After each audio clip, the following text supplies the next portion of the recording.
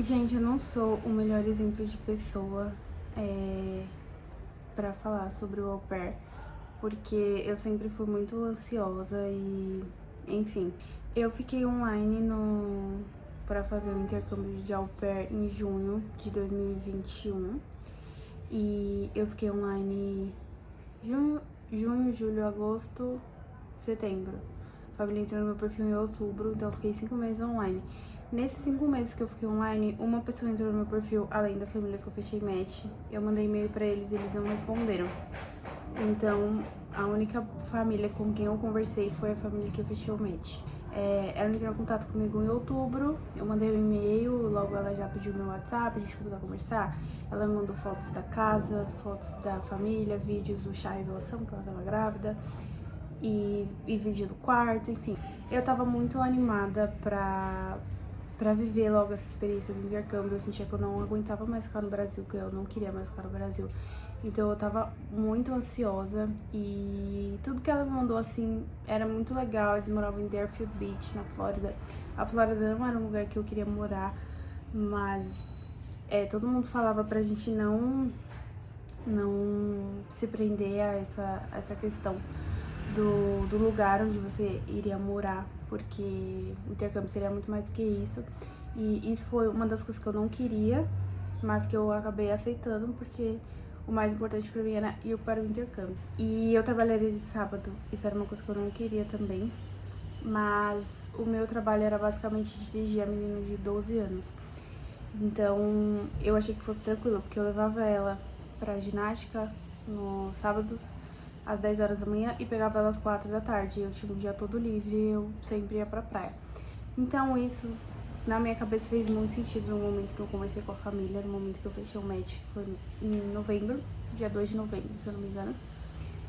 Então, e eles eram ótimos, tal, eram só 2 crianças. A bebê que ia nascer, a menina de 13 anos, a menina de 13 anos não dava trabalho, ela era muito independente. O schedule era, assim, bem flexível.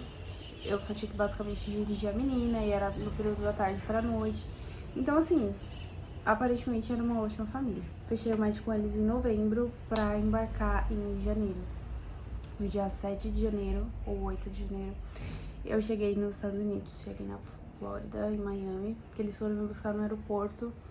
A gente saiu pra jantar juntos, eles eram muito legais, assim, eles continuam sendo muito legais. Eles são muito legais, aí eles começaram comigo, perguntaram as coisas e tal, beleza, a gente foi pra casa. Eles tinham deixado a menina na casa de uma amiga, pra dormir na casa de uma amiga, porque pra eu ter esse final de semana só pra conhecer eles, assim, e não precisar trabalhar. Porque a menina tinha ginástica todo sábado, ela é uma ginasta profissional. E aí eu cheguei lá na sexta-noite, fiquei com eles no sábado e no domingo, conheci a avó, o avô, conheci a casa, descansei bastante. Ela já me deixou dirigir, porque ela precisava muito que eu dirigisse, então ela queria que eu tivesse bastante experiência. Aí ela já me colocou pra dirigir, pra ver como era. No domingo, no sábado e no domingo a gente almoçou, jantou junto, fez tudo junto. Tudo que eu precisava ela comprava pra mim, eu não precisava de nada, assim, me preocupar com nada. Tudo que eu precisava, shampoo, condicionador, coisa de banho, essas coisas de higiene, eu não sabia que a família às vezes dava essas coisas. Ela comprou um secador pra mim, ela era muito legal. No primeiro dia eu lavei a louça, ela pagava minha academia porque eu tinha lavado a louça. Ela decidiu que ela queria pagar minha academia porque eu lavava a louça. Então foi assim, eles eram incríveis nesse momento. Nesse primeiro momento foi ótimo. Na segunda-feira eu fui levar a menina na ginástica com ela e uma amiga dela precisava de uma nene pra terça-feira de manhã. Aí ela falou, não vou precisar de você terça-feira de manhã, quer dormir na casa da minha amiga e fazer um extra? E eu falei que eu queria, aí eu passei a noite em Miami, na casa dessa amiga dela. Não pode fazer extra no au pair, mas eu fiz no meu primeiro dia. Aí dormi na casa da amiga dela, foi incrível, a amiga dela era incrível, depois ela me buscou. Enfim, gente, esse começo, assim, foi ótimo. Aí foram se passando as semanas, mais ou menos na minha segunda semana, mais ou menos, eu já tava muito, assim, na terceira semana, eu acho, eu já tava muito desgastada dessa rotina, porque eu saía de casa às 3h30 da tarde e voltava às 10 da noite. Isso me desgastava muito. Mas eu pensava, eu aceitei, então, né, tudo bem, vou lidar com isso. Eu não tinha mais nada pra fazer, porque eu deixava a menina na ginástica e ficava livre. E eu não tinha nada pra fazer. Mas enfim, fui levando, fui levando. Aí as coisas começaram a acontecer. O que aconteceu primeiro? A história das baratas foi o que aconteceu primeiro. Gente, eu fico em choque quando eu conto essa história, porque, tipo, foi surreal. Eu levei a menina pra ginástica e às vezes eu ficava em frente à ginástica dentro do carro pra ficar usando o Wi-Fi. Nesse dia eu tinha terapia, então eu fiquei no carro. Aí, eu tava fazendo a minha terapia, tal, lá, online, não sei o quê. E de repente eu olhei pro lado e aí eu vi uma barata andando, assim, no meio do carro, assim, sabe? Perto ali de onde puxa o freio de mão. E aí eu fiquei, tipo, meu, eu já fiquei em choque, porque quem me conhece sabe, eu odeio gente barata, eu odeio, assim, surrealmente, é o pior animal, assim, inseto que existe na face da terra pra mim, é barata. Se tivesse aparecido, sei lá, uma tarântula lá, eu ia ter ficado de boa. Eles tinham uma cobra na casa e eu convivia com a cobra naturalmente, claro, ela no lugar dela e eu na minha. Mas se tivesse uma barata na casa, eu já não conviveria tão bem com ela. E eu vi uma barata dentro do carro. E eu escrevi um textão pra eles. Gente, o carro dos ovos está passando aqui na minha rua. Malu, corta isso. Eu acho que a Malu vai me matar, porque eu tô, tipo, pausando. Quando dá uma coisa errada, eu pauso o vídeo e começo o outro. Eu acho que ela vai ficar nervosa quando eu mandar pra ela. Enfim. Foi então quando eu descobri que tinha baratas no carro, no dia da minha terapia, e eu mandei um textão, assim, pra todos da família, pra menina, pro pai e pra mãe.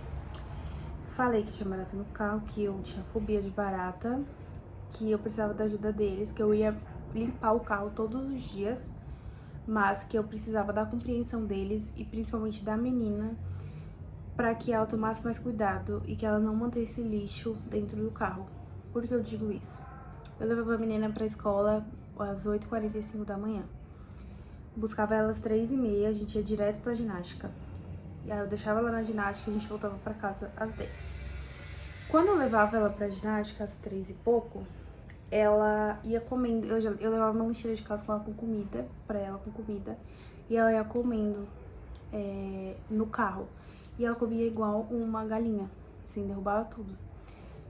Aí ela jogava o lixo no assoalho do carro. Às vezes eu comprava Mac pra ela jogava o Mac dentro do carro.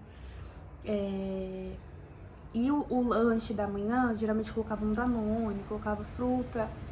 Eu colocava o Danone, ela comia, guardava o pote do Danone todo sujo dentro da lancheira de volta. E aquilo tava incentivando as baratas a continuarem morando no carro. E eu cheguei a tirar a lixeira dela do carro à noite, quando a gente chegava em casa, e pra jogar o lixo fora e as baratas saírem de dentro da lancheira dela. Então, assim, era uma coisa horrível. Eu mandei essa mensagem pra família, falando que eles precisavam dar um jeito nisso, né, no carro, porque eu não ia ficar dirigindo o carro barato e tal, eu tinha fobia, que eu precisava da ajuda deles pra resolver esse problema. Aí, a mãe, inicialmente, ela mandou várias risadas pra essa minha mensagem. O pai se preocupou um pouco mais, porque ele falou, nossa, mas como assim? Tinha muitas e tal, assim, deu um pouco mais de atenção, né? Quis entender o que tava acontecendo. A menina não respondeu. Gente, a menina não falava comigo. Ela não falava comigo, entendeu? Ela entrava no carro muda, saía do carro muda, entrava no carro muda. Ela nem agradecia pelas pessoas que colocar pra ela na lancheira, pelo contrário, ela reclamava. Ela não falava comigo, então eu mandei mensagem pra ela, ela não respondeu. Foi mais um dia normal na minha vida, porque ela não falava comigo mesmo. E isso era uma coisa que me deixava muito mal. Eu me sentia muito mal por ela não falar comigo, sabe? Isso tava me fazendo muito mal, eu chorava, enfim, sofria horrores porque ela me tratava desse jeito. E aí quando aconteceu isso das baratas foi o auge, né? E eu liguei pra minha mãe chorando aqui no Brasil, falando que tinha barata no carro, não sei o quê. E assim, ela me ajudou, né, na medida do possível. E aí eu voltei pra casa. No que eu voltei pra casa, eu fui dormir, né? E a mãe e o pai foram na Target comprar um veneno pra colocar no carro. Aí eles compraram um veneno que era tipo uma bomba, assim, tirava um negócio, tacava dentro do carro, ele explodia e pegava o carro inteiro. No outro dia, quando eu acordei, tinha uma mensagem da mãe falando assim pra mim, a gente colocou veneno no carro, agora você tem que limpar antes de ir pra escola. Gente, ela queria que eu retirasse os cadáveres das baratas, que eles tinham envenenado durante a noite. Tipo, isso foi o cúmulo pra mim. Mas eu pensei, eu vou limpar, porque é melhor eu limpar, eu passar por essa situação, limpar e o problema ser resolvido, do que eu ter que ficar convivendo com as baratas vivas ou com os cadáveres, né? Aí eu fui, levantei mais cedo e tal, fui limpar o carro. Quando eu cheguei lá fora, o pai era um pouco mais sensato no início. Ele falou, não, você não vai dirigir hoje. Eles tinham 2 carros, tinham um Tesla e tinham uma minivan que eu dirigia. Eles não me deixavam dirigir o Tesla, óbvio, né? Então, quando a minivan não estava disponível, eles levavam a menina para os compromissos dela, porque tinha que ir com outro carro. Aí ele falou assim, não, eu vou dirigir ela hoje, vou deixar o carro com mais veneno, vou colocar mais veneno e depois eu vou limpar. Você não precisa colocar a mão nisso, desculpa por essa situação e tal, fica tranquila. Aí beleza, gente. Ele levou a menina pra escola, depois ele voltou, limpou o carro e tal, ficou tudo limpo. E aí tá. Aí eu fui dirigir a menina. Aí eles ficavam me perguntando, e aí, tem barata, tem barata, tem barata? Eu acho que nesse dia não apareceu nenhuma, mas tipo, 2 dias depois já começaram a aparecer de novo. E eu falava, gente, tem barata no carro. E aí era todo dia a mesma história. Eu falava que tinha barata, falava que a menina tinha que jogar o lixo no lixo, essas coisas ela não fazia. Eles limpavam o carro, continuava aparecendo barata. Tipo, essa situação durou por 1 mês. Eles falando que tava resolvido, eu dirigia, aparecia barata. Resolvido. Durante esse período que essas coisas foram acontecendo, essas coisas da barata, o que foi me irritando mais na minha rotina. A mãe me colocava pra fazer coisas que não tinha nada a ver com o meu trabalho. Ela não deixava eu viajar quando eles viajavam, porque eu tinha que ficar cuidando dos cachorros.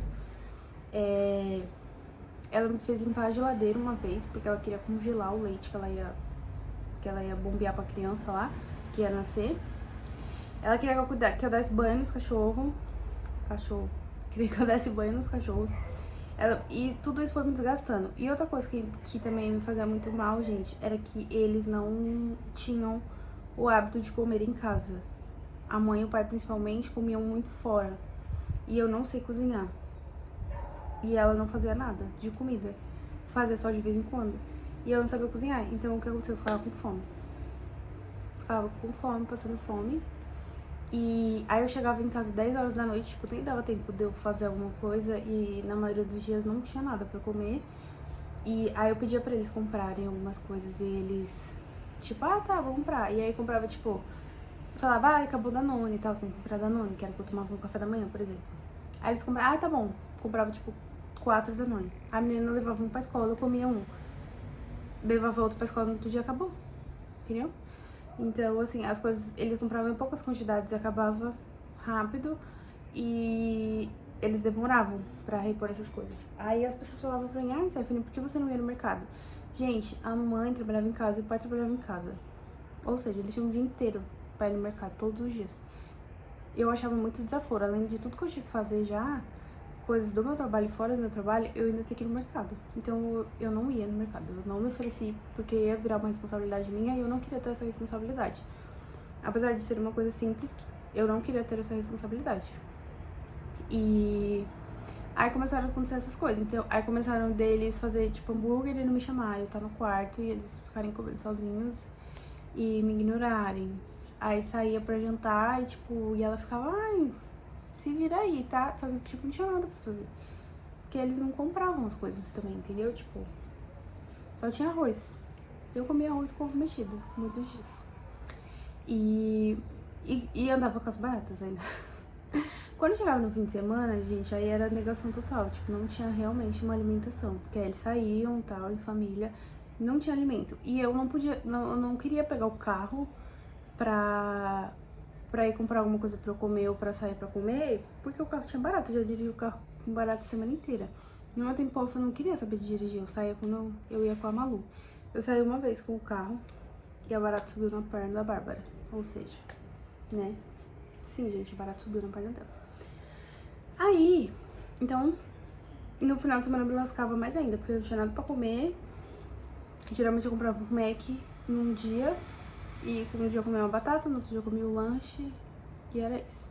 Então tava muito difícil a minha vida, entendeu? Porque eu tinha que lidar com todas as dificuldades do intercâmbio, que não são poucas. É difícil estar longe da sua família.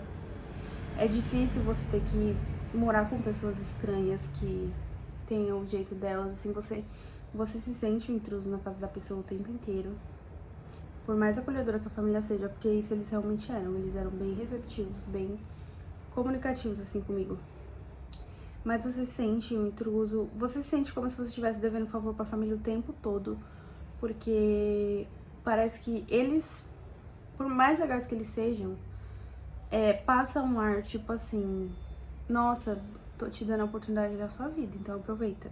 Porque todo mundo pensa que o imigrante vai para os Estados Unidos, né, e um prato de arroz e feijão pra ele é o suficiente, porque ele está vivendo o sonho americano. Eu não me sentia assim. Eu achava, eu me sentia humilhada.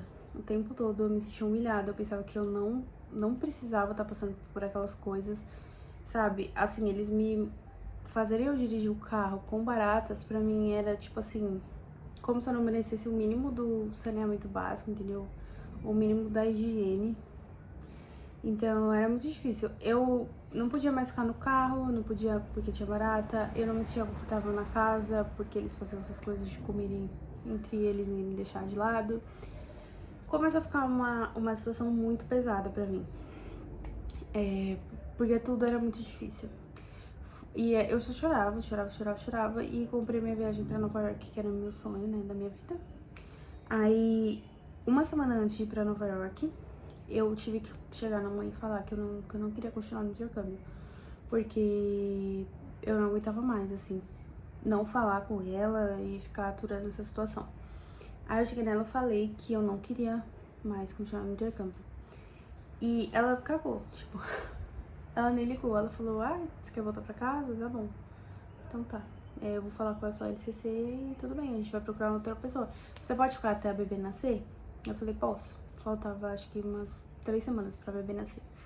Aí eu falei que eu podia, que eu ficaria até a bebê nascer, até eles encontrarem outra pessoa, na verdade. Se demorasse mais, eu ia ficar também. E aí foi isso, ela me ligou, se ligou pra minha LCC no mesmo dia, uns 15 minutos depois a minha LCC me ligou, perguntou se tinha acontecido alguma coisa e tal, não sei o quê.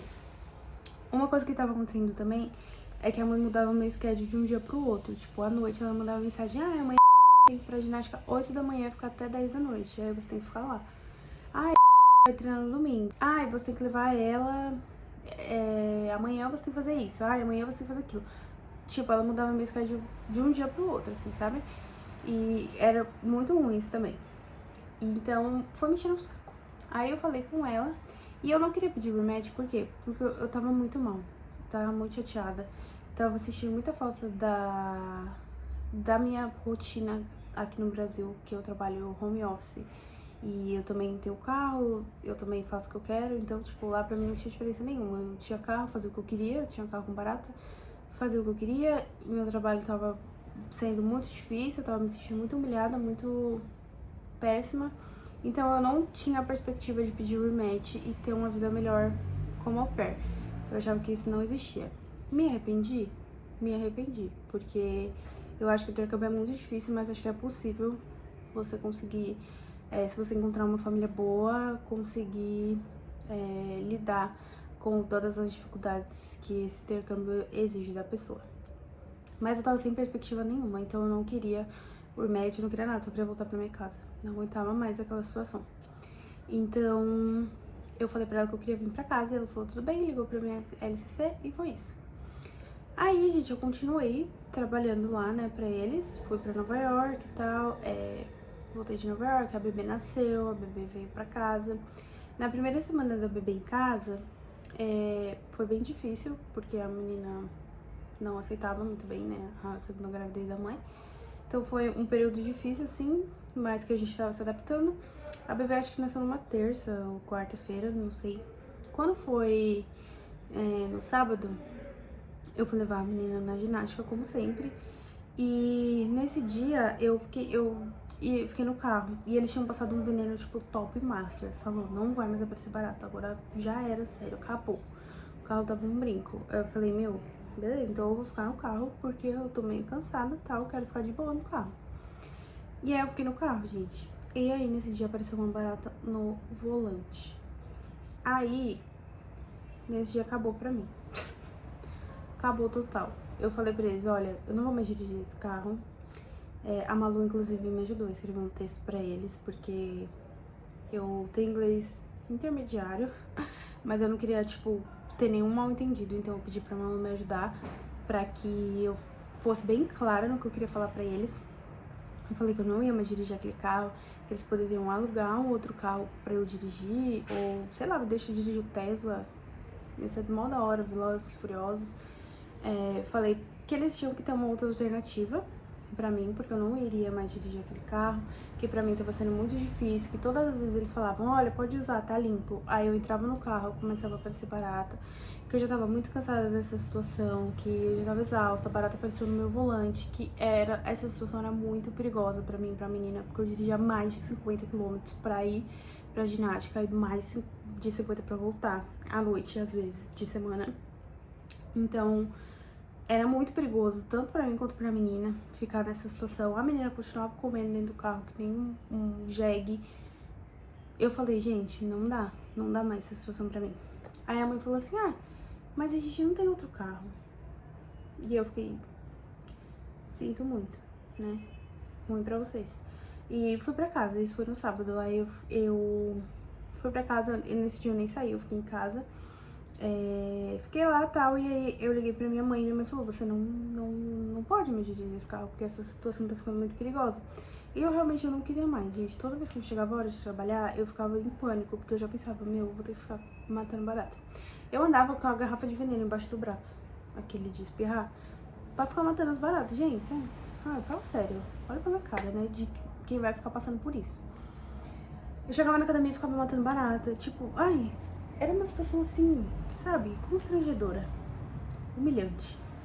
E aí eu acordei no domingo e o pai mandou uma mensagem de um grupo da família, eu, a mãe e o pai. Ele falou assim, você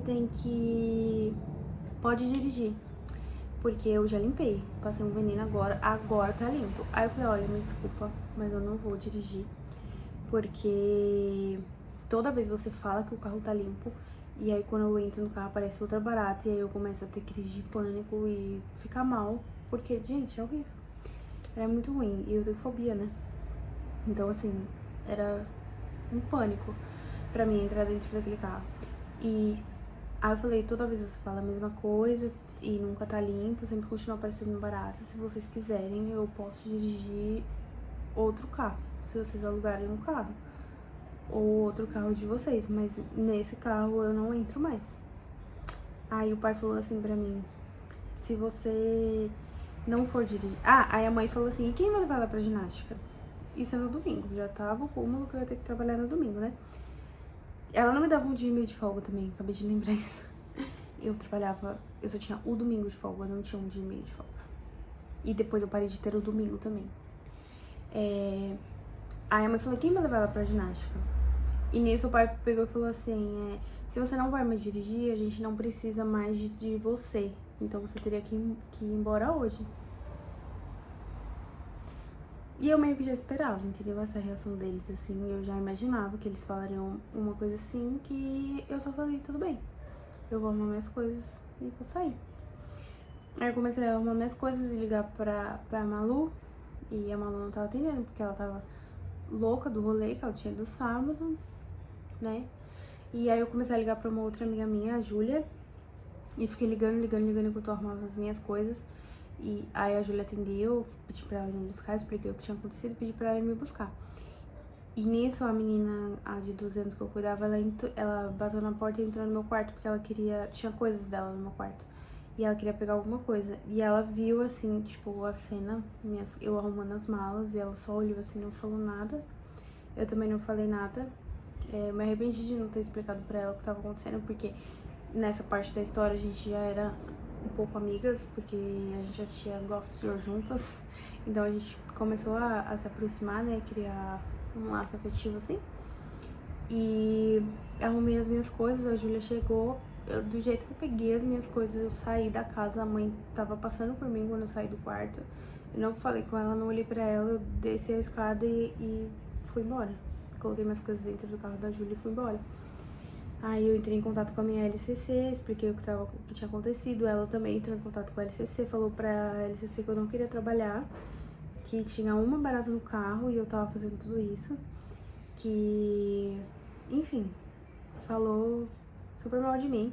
Mas minha LCC era uma querida, ela me ajudava muito quando eu precisava, né, quando acontecia essas coisas. Ela acreditou na minha história e tal, e ela queria muito encontrar outra família pra mim, ela queria muito que eu continuasse no programa.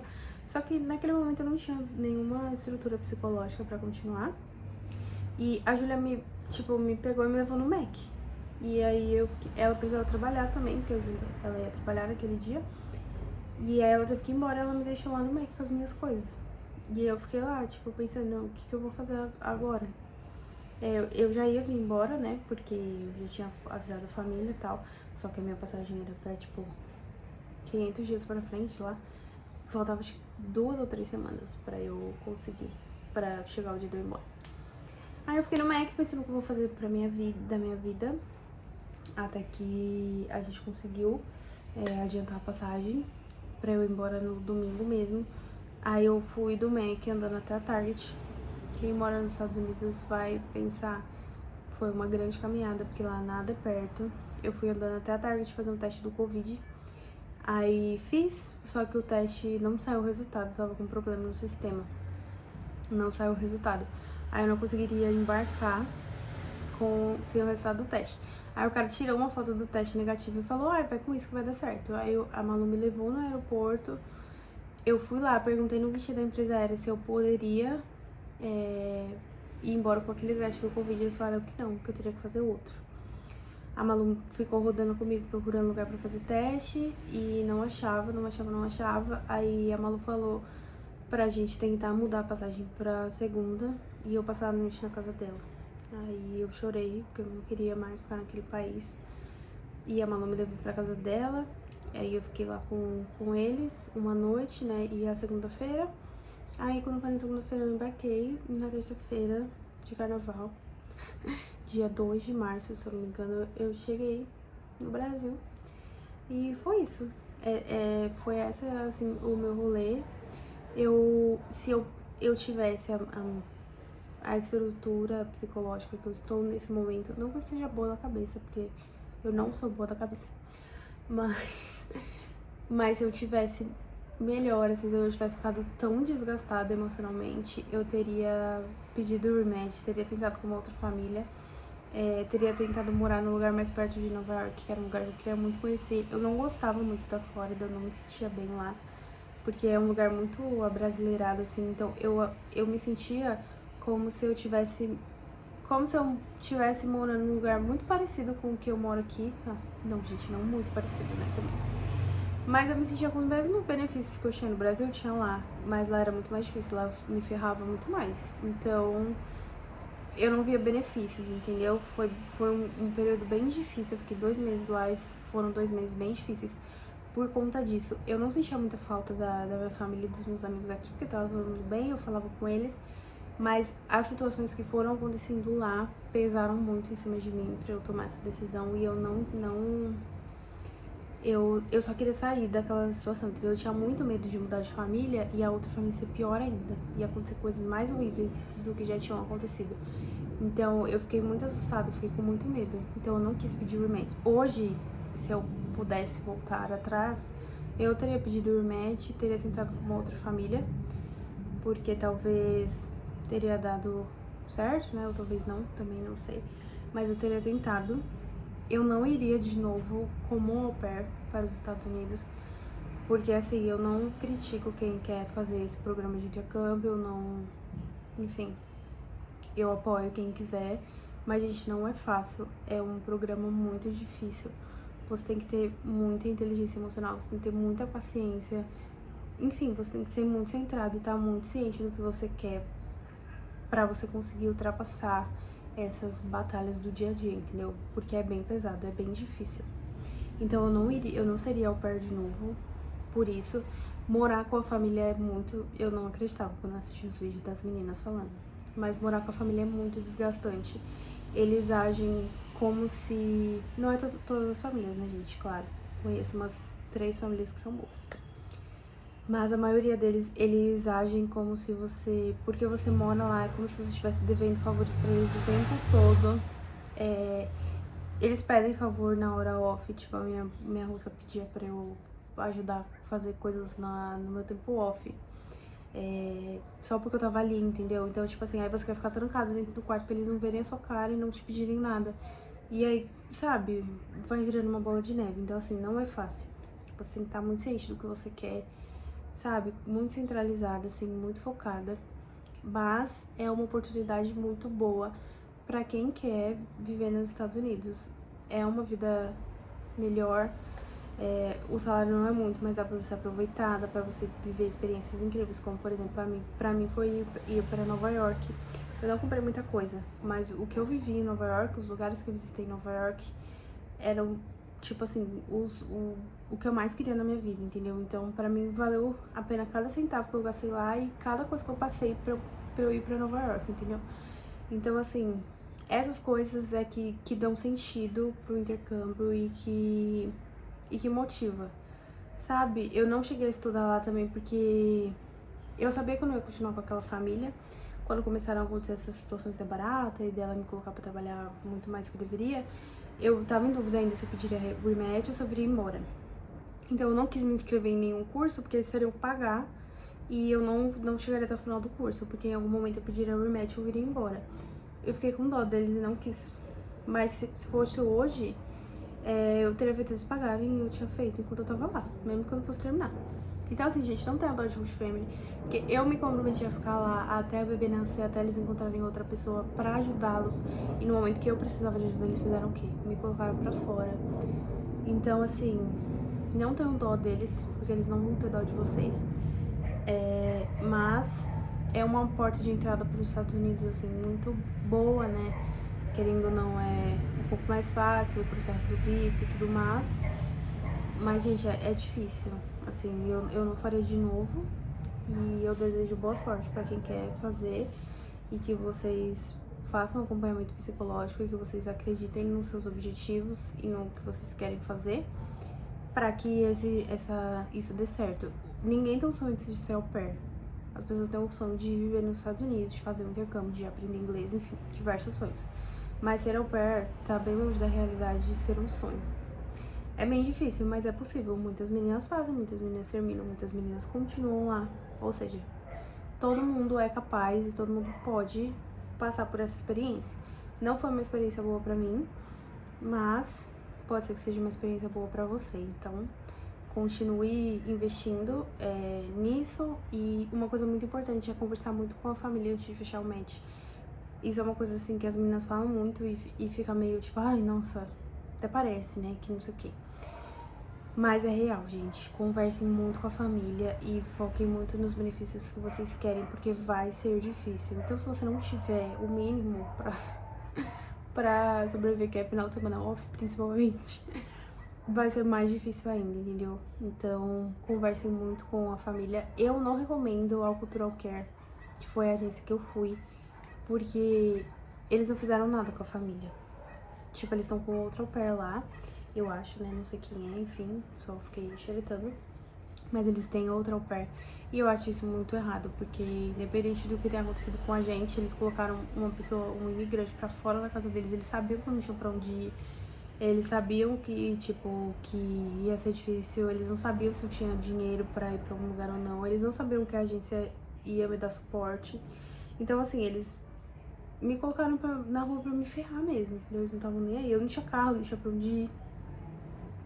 Eu poderia ter ficado sentada na porta deles. Poderia estar sentada na porta deles até agora. Então, assim, isso foi muito maldoso. E eu acho que eles deveriam receber uma punição por conta disso. E a Cultural Care não fez. Eu fiquei em cima deles, eu fiquei perguntando e eles fugiam do assunto e tal.